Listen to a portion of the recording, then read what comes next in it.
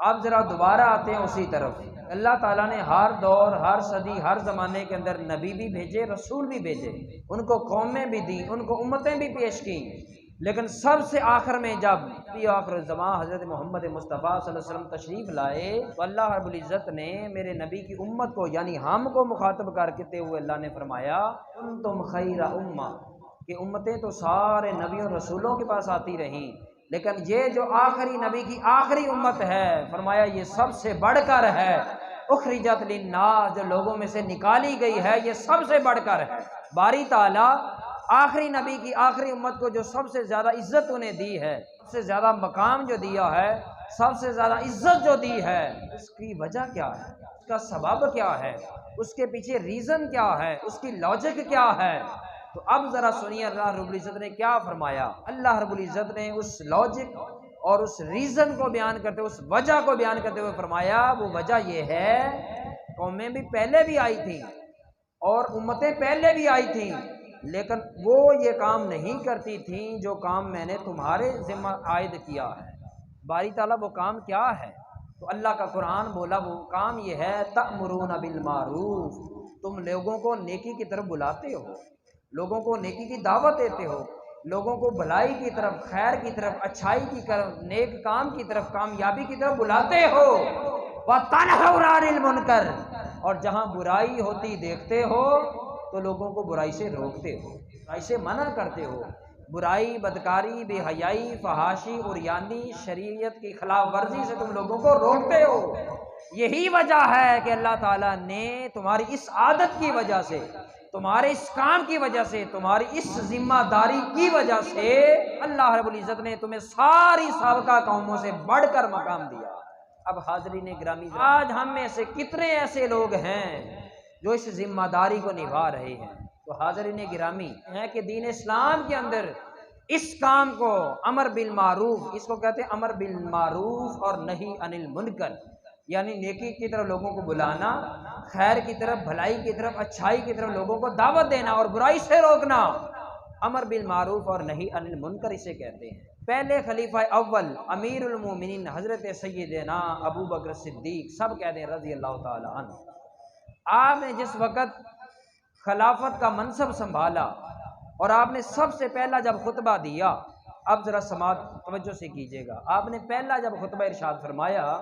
اس وقت آپ کے خطبے کے پہلے جو نکات ہیں وہ تاریخی کتب کے اندر بالعموم موجود ہیں، تقریباً 12 اہم نکات آپ کے تاریخی کتابوں میں موجود ہیں۔ ان 12 اہم نکات میں سے ایک نقطہ جس پر آپ نے بڑا زور دے کر لوگوں کو بتایا اور لوگوں کو سمجھایا، آپ نے بڑے جلال کے اندر، بڑے روب کے اندر لوگوں کو مخاطب کرتے ہوئے کہا انی سمعت رسول اللہ، اے لوگوں توجہ کرو، میں نے رسول اللہ سے یہ سنا ہے۔ آپ نے جلال میں آ کر لوگوں سے کہا کہ میں نے رسول اللہ کو یہ فرماتے ہوئے سنا ہے۔ فرمایا اللہ کے رسول نے اس بات کو جو میں کر رہا ہوں اس کو جامع ترمذی باب الفتن کے اندر بھی بیان کیا گیا۔ فرمایا حضرت ابوبکر صدیق نے کہ میں نے اللہ کے رسول سے ان کانوں کے ساتھ یہ سنا، اللہ کے رسول یہ فرماتے ہیں کہ لوگو تم پر ایک وقت ایسا آئے گا، ایک زمانہ ایسا آئے گا جب ظلم و ستم جو ہے وہ بہت زیادہ بڑھ جائے گا، قتل و غارت بہت زیادہ بڑھ جائے گی، لوٹ مار بہت زیادہ ہو جانے لگے گی، فسق و فجور، جھوٹ، دھوکہ دہی، فراڈ بازی، حق تلفی بہت زیادہ ہونے لگے گی، اور آپ نے فرمایا کہ بد دیانتی اور خیانت بہت زیادہ عام ہو جائے گی، کمزوروں پر، معاشرے کے غریبوں پر، پسماندہ طبقے پر ظلم جو ہے وہ بہت زیادہ ہونے لگے گا، غریب کمزور پسنے لگ جائیں گے، معاشرے کے طاقتور لوگ ان پر مسلط ہو جائیں گے، ان کا مال غصب کرنے لگیں گے، ان کی عزتوں کو لوٹنے تک جائیں گے، غرباء کا، محتاجوں کا اور چھوٹے مڈل طبقے کے لوگوں کی نہ عزت محفوظ رہے گی، نہ ان کا مال و جان محفوظ رہے گا۔ اللہ کے رسول نے فرمایا کہ ایک وقت تم پر ایسا آئے گا، اور پھر اللہ کے رسول نے فرمایا وہ وقت ایسا ہوگا جب ظالم ظلم کر کے بھی دیدہ دلیری کے ساتھ سینہ چوڑا کر کے چلے گا، اور مظلوم منہ نیچے کرتے ہوئے چھپا چھپا کرتے رہے گا۔ اب ذرا دل کے کانوں کے ساتھ سماعت کریں اور دل کی تختی پر اس کو لکھیں ایک ایک جملے کو، اور پھر ذرا انالیسس کریں آج کے اس دور کے اندر کہ کیا ایسا ہو رہا ہے یا نہیں۔ تو اللہ کے رسول نے یہ جتنی بھی باتیں کی تو فرمایا کہ وہ اس وقت جب غریب، کمزور اور مزدور پستا جائے گا،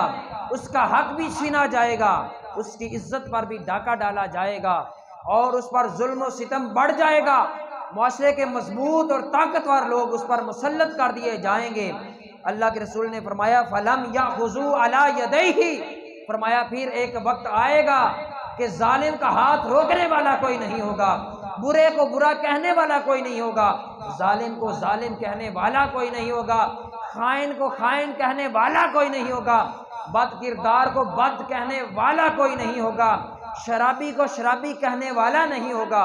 زانی کو زانی کہنے والا کوئی نہیں ہوگا۔ فَلَمْ يَأْخُذُوا عَلَىٰ يَدَيْهِ، پھر ایسا وقت آئے گا کہ لوگ ظالموں کا، بد کرداروں کا، بدماشوں کا ہاتھ نہیں تھامیں گے۔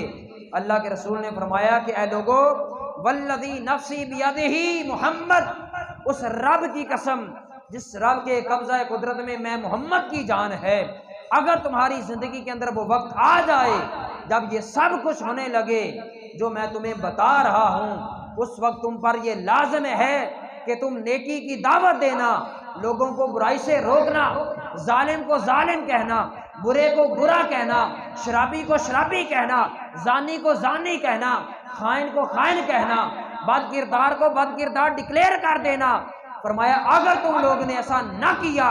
فرمایا پھر اس رب کا عذاب تمہیں اپنی لپیٹ میں لے لے گا۔ پھر جب رب کا عذاب تمہیں اپنی لپیٹ میں لے گا،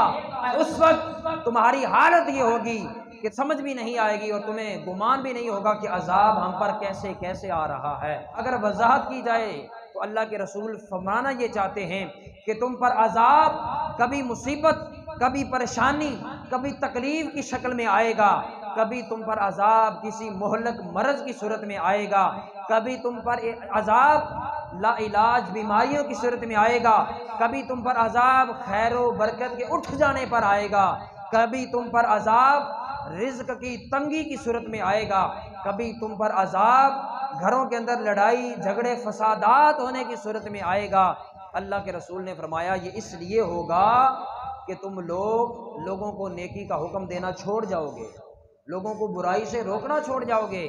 یہ فریضہ جو اللہ رب العزت نے تمہیں عطا کیا ہے، اس فریضے کو ادا کرنا تم لوگ چھوڑ جاؤ گے، اس لیے اللہ تعالیٰ تم پر یہ عذاب نازل کرے گا۔ اب ذرا اس حدیث پاک کو آگے بڑھاتے ہیں۔ اب ذرا سنیے، جب بندے پر کوئی مصیبت آتی ہے، کوئی پریشانی آتی ہے تو ہم کیا کہتے ہیں؟ کسی آس پاس اللہ کے ولی کے مزار پر جاتے ہیں، دعا مانگتے ہیں کہ یا اللہ اپنے اس نیک ولی کے صدقے میری پریشانی ٹال دے۔ اللہ کے رسول نے فرمایا کہ جب ایسی حالت آ جائے گی اس وقت ہوگا کیا؟ فرمایا وَتَنْصُرُونِي، تم اللہ سے مدد مانگو گے، فَلَا أَنْصُرُكُمْ، اللہ تمہاری مدد کرنا چھوڑ دے گا، اور فَلَا أُجِيبُ لَكُمْ، تم اللہ سے مدد مانگو گے، اللہ تعالیٰ تمہاری مدد کرنا چھوڑ دے گا۔ تم نیکوں کے پاس جاؤ گے، پرہیزگاروں کے پاس جاؤ گے، اچھے لوگوں کے پاس جا کر دعائیں کرواؤ گے، اللہ رب العزت ان کی دعائیں تمہارے حق میں قبول کرنا چھوڑ دے گا۔ یہ رسول اللہ صلی اللہ علیہ وسلم نے کیٹیگوریکلی یہ ارشاد فرما دیا۔ آئیے ذرا اسی موضوع کو آگے بڑھاتے ہیں۔ ام المومنین حضرت سیدہ عائشہ الصدیقہ رضی اللہ تعالی عنہا بیان فرماتی ہیں۔ اب اس حدیث پاک کو مسند احمد بن حنبل کے اندر امام احمد بن حنبل نے جلد نمبر اس کی 6 ہے،